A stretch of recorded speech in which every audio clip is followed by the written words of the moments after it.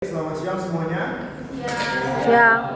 Kami dari kelompok 3 akan mempresentasikan hasil diskusi kami tentang payback period. Di sini saya Jose Ronaldo dengan NIM 25031110. Saya Dino Arif dengan NIM 25031113.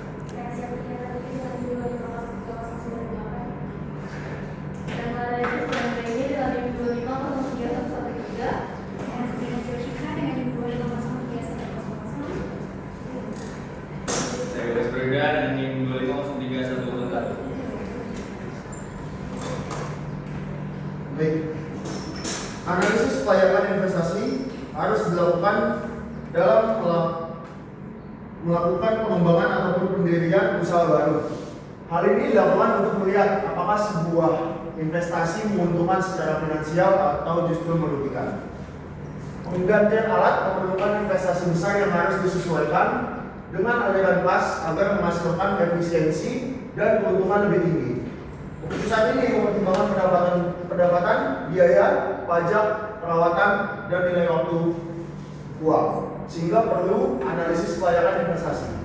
Salah satunya dengan metode payback period.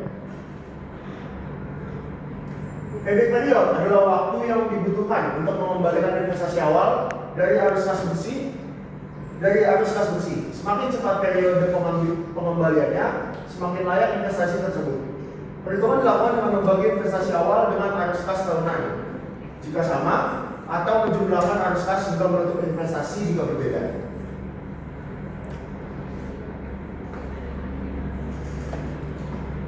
Baik, di sini kelompok kami sudah bergerak studi kasus dan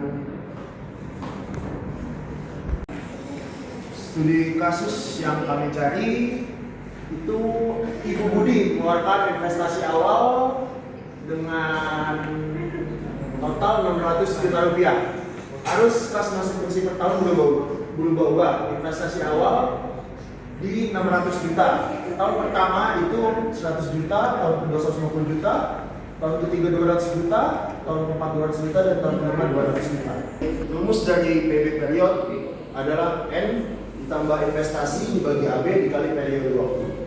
N di sini adalah tahun terakhir sebelum balik modal, dan untuk AB di sini adalah kas tahun keempat. Jadi tahun terakhir sebelum balik modal ada di tahun ketiga ditambah 600 juta dikurang 450 juta dibagi 200 juta dikali 1 tahun. 3 ditambah 150 juta dibagi 200 juta. 3 ditambah 0,75 tahun. Dan payback period yang kita dapat adalah 3,75 tahun atau 3 tahun 9 bulan. Baik, untuk kelebihan dari payback period sederhana dan mudah. Prosedur perhitungan tidak rumit dan mudah diaplikasikan. Analisis break-even point memberikan informasi yang jelas mengenai durasi balik modal investasi. Evaluasi investasi membantu membandingkan dan memilih proyek dengan rate of return yang setara. Mitigasi risiko, semakin singkat periode pengembalian, semakin rendah risiko kerugian yang ditanggung. Untuk kekurangan dari payback period, mereka mengabaikan time value of money, tidak mempertimbangkan nilai waktu uang sehingga kurang akurat untuk investasi jangka panjang, mengabaikan profitabilitas jangka panjang, mengabaikan cash flow dan nilai sisa investasi setelah periode pengembalian tercapai, tidak mengukur nilai tambah, hanya fokus pada kecepatan balik modal, bukan total keuntungan atau kontribusi bagi perusahaan, dan keterbatasan perbandingan tidak efektif untuk membandingkan proyek dengan skala investasi, biaya pendukung, atau profit likuiditas yang berbeda. Di sini kami akan membuka sesi tanya jawab. Bagi yang ingin bertanya dipersilakan.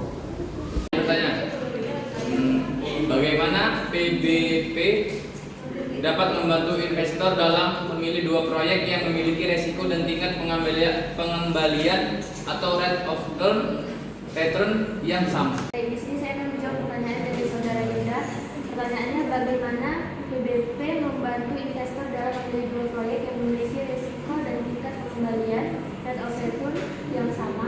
Jawabannya itu, PBP membantu investor dengan cara memprioritaskan proyek yang memiliki jangka waktu pengembalian tercepat. Jika risiko dan tingkat pengembalian sama, proyek yang mengembalikan modal lebih awal dianggap lebih baik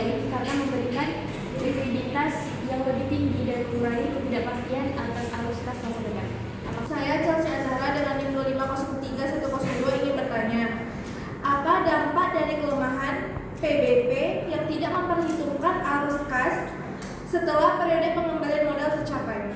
Baik, saya akan menjawab pertanyaan dari Chelsea. Jadi pertanyaannya adalah apa sih dampak dari kelemahan BBP yang tidak memperhitungkan arus kas setelah periode pengembalian modal tercapai? Jadi untuk jawabannya adalah yang pertama itu dia mendapatkan keuntungan dari jangka panjang. Proyek yang sangat menguntungkan di tahun-tahun terakhir mungkin ditolak jika pengembalian awalnya lambat. Lalu mengakibatkan keputusan yang terbatas dapat menyebabkan pemilihan proyek yang cepat kembali modal tetapi memiliki manfaat rendah secara keseluruhan. Dan yang terakhir tentunya informasinya tidak lengkap kepada investor. Perkenalkan, nama saya Elvira Iza Batubara dengan NIM 2503095 ingin bertanya kepada kelompok 4 mengapa pengabaian terhadap time value of money dianggap sebagai kelemahan signifikan dalam metode PBP.